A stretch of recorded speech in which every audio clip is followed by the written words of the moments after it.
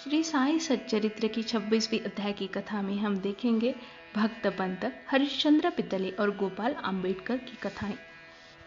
श्री हेमाड़ पंत उपासना की एक सर्वथा नवीन पद्धति बताते हैं। वे कहते हैं कि सद्गुरु के पाद प्रक्षालन के निमित्त आनंद आश्रु के उष्ण जल का प्रयोग करो, उन्हें सत्य रूपी चंदन का लेप करो, दृढ़ विश्वास रूपी वस्त्र पहनाओ तथा कोमल और एकाग्र चित्त रूपी फल उन्हें अर्पित करो। भाव रूपी बुक्का उनके मस्तक पर लगा भक्ति की कपनी बांध अपना मस्तक उनके चरणों पर रखो। इस प्रकार श्री साई को समस्त आभूषणों से विभूषित कर उन्हें अपना सर्वोच्च निछावर कर दो। उष्णता दूर करने के लिए भाव की सदा चावर डुलाओ। इस प्रकार आनंद पूजन पूर्व पूजन करने के बाद प्रार्थना करो, हे प्रभु साई, हमारी प्रवृत्तियां अंतर्मुखी बना दो, सत्य और असत्य का हमें विवेक दो तथा सांसारिक पदार्थों से आसक्ति दूर कर हमें आत्मानुभूति प्रदान करो। हम अपनी काया और प्राण आपके श्री चरणों में अर्पित करते हैं। हे प्रभु मेरे साईं, मेरे नेत्रों को तुम अपने नेत्र बना लो ताकि हम सुख और दुख का अनुभव ही न हो। हे साई, मेरे शरीर और मन को तुम अपनी इच्छा अनुसार चलने दो तथा मेरे चंचल मन को अपने चरणों की शीतल छाया में विश्राम करने दो। अब हम इस अध्याय की कथाओं की ओर आते हैं। पहली कथा, भक्त पंत। एक समय एक भक्त जिनका नाम पंत था, वे अन्य एक सद्गुरु के शिष्य थे। उन्हें शिरडी पधारने का सौभाग्य प्राप्त हुआ। उनकी शिरडी आने की इच्छा तो न थी, परंतु मेरे मन कुछ और विधाता के कुछ और वाली कहावत यहाँ चरितार्थ हुई। वे पश्चिम रेलवे द्वारा यात्रा कर रहे थे, जहां उनके बहुत से मित्र व संबंधी से उनकी अचानक भेंट हो गई, जो शिरडी यात्रा को जा रहे थे। उन लोगों ने उनसे शिरडी तक साथ साथ चलने का प्रस्ताव किया। पंत यह प्रस्ताव अस्वीकार न कर सके।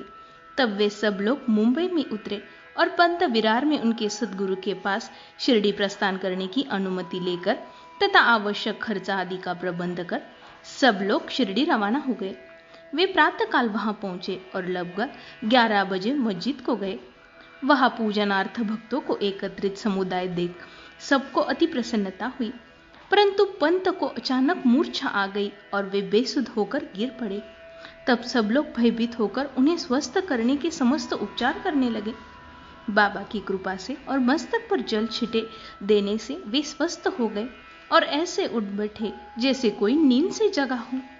त्रिकालज्ञ बाबा ने यह सब जानकर, वह अन्य गुरु के शिष्य है, उन्हें अभयदान देकर उनसे गुरु में ही विश्वास दृढ़ता रखते हुए कहा, कैसे भी आओ परंतु भूलो नहीं, अपने ही स्तंभों को दृढ़ता पूर्वक पकड़कर सदैव स्थिर हो उनसे अभिज्ञता प्राप्त करो। पंत तुरंत इन शब्दों का आशय समझ गए और उन्हें उस समय अपने सद्गुरु की स्मृति हो आई। उन्हें बाबा के इस अनुग्रह की जीवन भर स्मृति बनी रही। श्री पितले की कथा। मुंबई के एक हरिश्चंद्र पितले नामक गृहस्थ थे। उनका पुत्र मिर्गी रोग से पीड़ित था। उन्होंने अनेक प्रकार के देशी विदेशी चिकित्साओं करवाई, परंतु उसे कोई लाभ न हुआ। अब केवल यही उपाय शेष रह गया था कि संत की चरण कमलों की शरण ली जाए। 15वें अध्याय में बतलाया जा चुका है कि श्री दासगण सुमधुर कीर्तन द्वारा श्री साई बाबा की कीर्ति मुंबई में अधिक फैला चुके हैं। पितले ने भी सन 1910 में उनकी कीर्ति सुनी थी और उन्हें ज्ञात था कि श्री साई बाबा के केवल कर स्पर्श तथा दृष्टि मात्र से ही असाध्य रोग समूल नष्ट हो जाते हैं। तब उनके मन में श्री साई बाबा के शुभ दर्शन करने की तीव्र इच्छा जागृत हुई। यात्रा का प्रबंध कर भेंट देने के लिए फलों की टोकरी लेकर पत्नी और बच्चों के सहित वे शिरडी पधारे। मस्जिद पहुंचकर उन्होंने चरण वंदना की तथा अपने रोगी पुत्र को उन्होंने श्री चरणों में डाल दिया। बाबा की दृष्टि उस पर पड़ते ही उस पुत्र में एक विचित्र बदलाव आ गया। बच्चे ने आंखें फेर दी और वे बेसुध होकर गिर पड़ा। उसके मुंह से झाग निकलने लगा तथा शरीर पसीने से भीग गया और ऐसी आशंका होने लगी कि उसके प्राण निकलने वाले हैं। यह देखकर उसके माता पिता अत्यंत निराश होकर घबराने लगे। बच्चे को बहुधा थोड़ी मूर्छा अवश्य आ जाती थी, परंतु वह मूर्छा दीर्घकाल तक न रहती थी। माता की आंखों से आश्रुधारा बहने लगी और वह दुखित होकर कहने लगी, अब मैं ऐसी स्थिति में हूं एक व्यक्ति चोर के डर से किसी के घर में छिप जाता है और वही घर उस पर गिर पड़ता है। तब बाबा ने उनसे सांत्वना देते हुए कहा, इस प्रकार प्रलाप न कर धैर्य धारण करो। बच्चे को अपने निवास स्थान पर ले जाओ, वह आधे घंटे के पश्चात होश में आ जाएगा। तब उन्होंने बाबा के आदेश का तुरंत पालन किया। बाबा के वचन सत्य निकले। जैसे ही उन्होंने वाड़े में बच्चे को लाया तो वे स्वस्थ हो गया। श्री पितले परिवार, पति पत्नी, अन्य सभी लोगों को महान हर्ष हुआ और उनका संदेह दूर हो गया। श्री पितले अपनी धर्मपत्नी सहित बाबा के दर्शन को आए और अति विनम्र होकर आदरपूर्वक चरण वंदना कर पांच सेवन करने लगे। मन ही मन में बाबा को धन्यवाद दे रहे थे। तब बाबा ने मुस्कुराकर कहा, क्या तुम्हारे सब विचार और शंकाएं मिट गई? जिन्हें विश्वास और धैर्य है उनकी रक्षा श्रीहरि अवश्य करते हैं। श्री पितले एक धनाढ्य व्यक्ति थे, इसलिए उन्होंने अधिक मात्रा में मिठाइयां बांटी, उत्तम फल तथा पान बीड़े बाबा को भेंट किए। श्रीमती पितले सात्विक वृत्ति की महिला थी। वे एक स्थान पर बैठकर बाबा की ओर प्रेम पूर्वक दृष्टि से निहारा करती थी। उनकी आंखों से प्रसन्नता के आंसू गिरते थे। उनका मृद और सरल स्वभाव देख बाबा भी अति प्रसन्न हुआ करते थे। ईश्वर के समान ही संत भी भक्तों के अधीन होते हैं। जो उनकी शरण में जाकर उनकी अनन्य भाव से पूजन करता है, उनकी रक्षा संत अवश्य करते हैं। शिरडी में कुछ दिन सुखपूर्वक व्यतीत करने के बाद पितले परिवार ने बाबा के समीप मस्जिद में जाकर और चरण वंदना कर शिरडी से प्रस्थान करने की अनुमति मांगी। बाबा ने उन्हें उदीया देकर आशीर्वाद दिया। पितले को पास बुलाकर कहा, बापू, पहले मैंने तुम्हें 2 रुपए दिए थे और अब मैं तुम्हें 3 रुपए दे रहा हूं।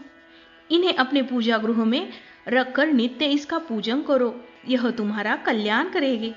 श्री पितले ने उन्हें प्रसाद स्वरूप ग्रहण कर बाबा को पुनः साष्टांग नमस्कार किया तथा आशीष लेकर प्रार्थना की। उन्हें यह विचार आया कि प्रथम अवसर होने के कारण मैं इसका अर्थ समझ में असमर्थ हूं कि 2 रुपए मुझे पहले कब दिए थे बाबा ने। वे इस बात का स्पष्टीकरण चाहते थे, परंतु बाबा मौन ही रहे। मुंबई पहुंचने पर उन्होंने अपनी वृद्ध माता को शिरडी में विस्तृत वार्ता सुनाई। उनकी 2 रुपए की समस्या भी उनसे कही। उनकी माता को पहले तो कुछ समझ में न आया, परंतु पूर्ण तरह विचार करने के बाद उन्हें एक पुरानी घटना की स्मृति हो आई, जिससे यह समस्या हल हुई। उनकी वृद्ध माता कहने लगी, जिस प्रकार तुम अपने पुत्र को लेकर श्री साईं बाबा के दर्शनार्थ गए थे, ठीक वैसे ही तुम्हारे पिता तुम्हें लेकर अनेक वर्षों पहले अक्कलकोट महाराज के दर्शनार्थ गए थे। महाराज पूर्ण सिद्ध योगी, त्रिकालज्ञ और बड़े उदार थे। तुम्हारे पिता परम भक्त थे, इस कारण उनकी पूजा स्वीकार हुई। तब महाराज ने उन्हें पूजनार्थ 2 रुपए दिए थे, जिनकी उन्होंने जीवनापर्यंत पूजा की। उनके पश्चात उनकी पूजा यथाविधि न हो सकी और वे रुपए कहीं खो गए। कुछ दिनों के उपरांत उनकी पूर्ण विस्मृति हो गई। तुम्हारा सौभाग्य है जो श्री अक्कलकोट महाराज के साई रूप में तुम्हें अपने कर्तव्य और पूजन की स्मृति कराकर आपत्तियों से मुक्त कर दिया है। अब भविष्य में जागरूक रहकर समस्त शंकाएं और सोच विचार छोड़कर अपने पूर्वजों को स्मरण कर रिवाजों का अनुसरण कर उत्तम प्रकार का आचरण अपनाओ। अपने कुल देवता तथा इन रूपों की पूजा कर यथार्थ स्वरूप को समझो और संतों का आशीर्वाद ग्रहण कर गर्व मानो। श्री साई समर्थ ने दयाकर तुम्हें हृदय में भक्ति बीजारोपण कर दिया है और अब तुम्हारा कर्तव्य है कि तुम उसकी वृद्धि करो। माता के मधुर वचन पान कर श्री पितले अत्यंत हर्षित हुए। उन्हें बाबा की सर्वज्ञता विदित हो गई और उन्हें श्री दर्शन का महत्व भी समझ में आया। इसके पश्चात वे अपने व्यवहार में अधिक सावधान हो गए। अब हम श्री आम्बेडकर की कथा सुनेंगे। पुणे के श्री गोपाल नारायण आम्बेडकर बाबा के परम भक्तों में से एक थे। वे ठाणे जिला के और जवाहर स्टेट के आबकारी विभाग में 10 वर्ष से कार्यरत थे। वहां से निवृत्त होने पर उन्होंने अन्य नौकरियां ढूंढी, परंतु वे सफल न हुए। जब उन्हें दुर्भाग्य से चारों ओर से घेर लिया, जिससे उनकी आर्थिक स्थिति भी अधिक दयनीय हो गई। ऐसी परिस्थिति में उन्होंने 7 वर्ष व्यतीत किए। वे प्रतिवर्ष शिरडी आया करते और अपनी दुखदायी कथा बाबा को सुनाया करते।